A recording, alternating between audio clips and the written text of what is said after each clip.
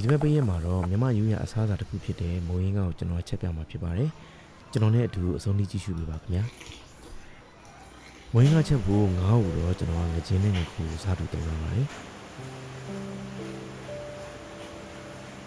ငါးကိုစားအရသာမိုးနဲ့အရင်လေးပြီးအရသာဝင်အောင်နှက်ထားလိုက်ပါမယ်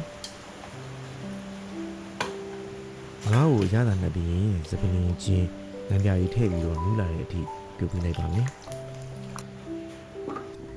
အခုငါးလေးနူးလာပြီဆိုလို့ရှိရင်ရပါပြီ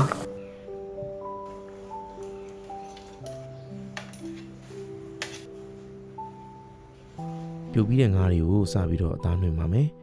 ငါးကိုအယူမပါအောင်တေချာကျူးဆက်ပြီးနှွှင်ပေးဖို့လိုပါတယ်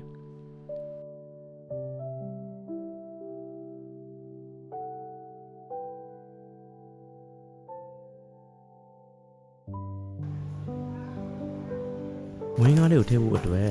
ကျက်သွန်ဥနီအသေးလေးတွေကိုအခုလိုမျိုးပဲအကုန်ခွာပြီးတော့ပြင်ဆင်ထားပါမယ်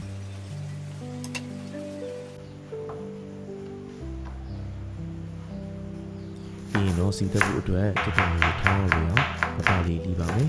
ဂျင်းကိုလည်းပပလီးထားပါမယ်ကျက်သွန်ဖြူလေးတွေကိုခွာပြီးရင်စပင်းလေးကိုလည်းလီးထားလိုက်ပါမယ်ရေစေးတန်းစင်ပြီးရင်တော့ကြည်ညက်အောင်ထောင်းထားလိုက်ပါမယ်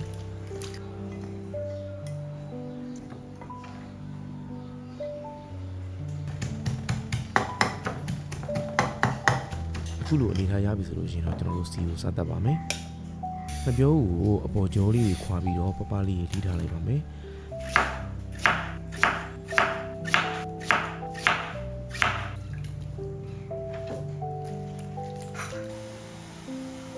စီပီလာပြီးဆိုလို့ရှိရင်ထောင်းထားတဲ့ကျင်းစပင်းကျင်းကိုစပြီးတော့စီတတ်ပါမယ်။အကြောင်းအတရားအသိမှုတွေထည့်လိုက်ပါမယ်။ပြီးရင်တော့ငါ့ကိုထည့်ပြီးစစ်လာတဲ့အထိစီတတ်လိုက်ပါမယ်။အဲ့ဒါဆိုလို့ရှိရင်အရာသာလည်းပို့ချပြီးတော့ပုံနေပါမယ်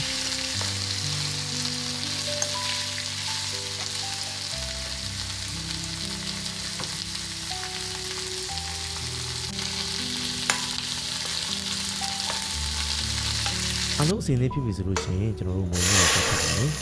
အရင်ဆုံးပြုတ်ထားတဲ့ငါးပြုတ်ရည်ကိုထည့်လိုက်ပါမယ်ရေကိုလူတော့ချိန်နေပြီးရင်တော့စီတက်ထားတဲ့ငါးကိုထည့်လိုက်ပါမယ်ပြီးရင်ကျက်သွန်ဥငပြောဥငရုတ်ကောင်းစားအရသာမုံနဲ့ငံပြာကြီးကိုထည့်ပြီးတမအောင်ဝေထားလိုက်ပါမယ်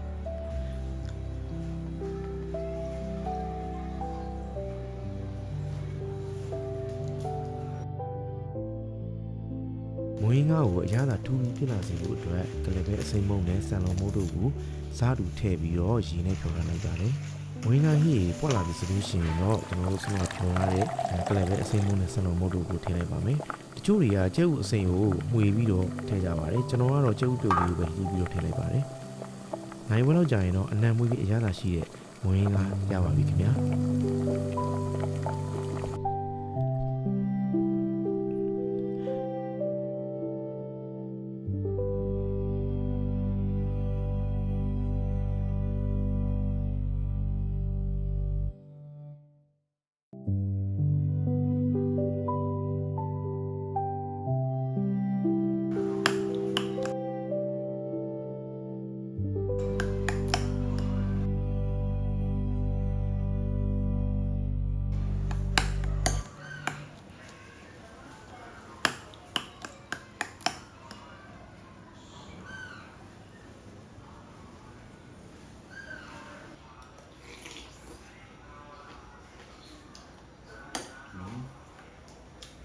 ကျွန်တော်ရဲ့ဗီဒီယိုလေးကိုအခုလိုမျိုးအဆုံးထိကြည့်ရှုပေးတဲ့အတွက်တယောက်စီတိုင်းအောင်အားလုံးကျေးဇူးတင်ပါတယ်နောက်ထပ်ဗီဒီယိုတွေမှာပြန်တွေ့ပါဦးမယ်ခင်ဗျာတဒါ